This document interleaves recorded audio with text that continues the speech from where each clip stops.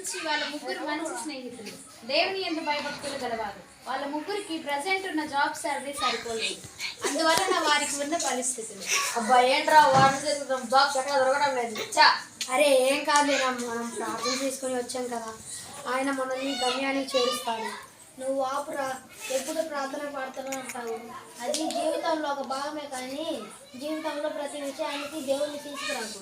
అసలు మా ఇంట్లో మా ఆవిడకి తెలిస్తే కోపంగా చూస్తుంది. వినయ్ చెప్పిందిగా నిజమేరా డేవిడ్, మా ఇంట్లో కూడా ఉద్యోగం రాదని ఎన్నాళ్ళు తిరుగుతూ ఉంటా, త్వరగా ఉద్యోగం కోసం సంపాదించుకొని అని అంటున్నారా. ఇంట్లో కూడా వెళ్ళబుద్ధి కావడం లేదు. అరే ఏం కాదులేరా, వేళకి మనకేదో గొప్ప అద్భుతం చేయడానికేరా. నేను ఆయనపై పూర్తి నమ్మకం ఉంచుతున్నాను. కర్మరా బాబు, కర్మ. నమ్మకం అంట నమ్మకం. నీ నమ్మకం నీ దగ్గర పెట్టుకోండి, నమ్మకం జాగ్రత్త.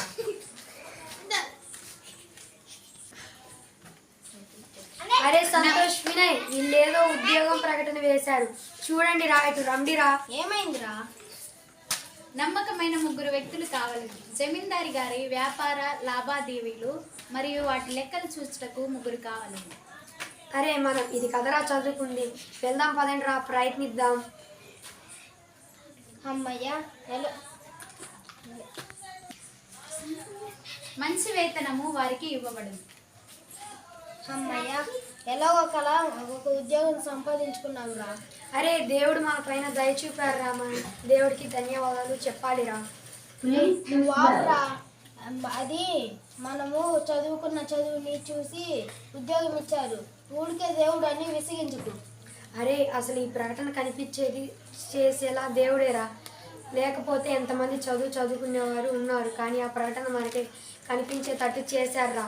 థ్యాంక్ గుడ్ రా. మీరు ఆపండి, దేవుడు మన తెలుగు ఎలాగో ఉద్యోగం వచ్చింది కదా, ఈ గొడవ పెద్దలు ఇంటికి పోదండి. దేవుని కృప వలన ముగ్గురికి జమీందారి కొలువులో ఉద్యోగం వస్తుంది. ఒక చోట సమావేశం అవుతుంది. తర్వాత ఉద్యోగం సంపాదించిన తర్వాత సంతోషంగా ఇంట్లో చెప్పడానికి వెళ్ళారు. వారి ఇంట్లో సంఘటనలు. వినయ్, శాంతి శాంతి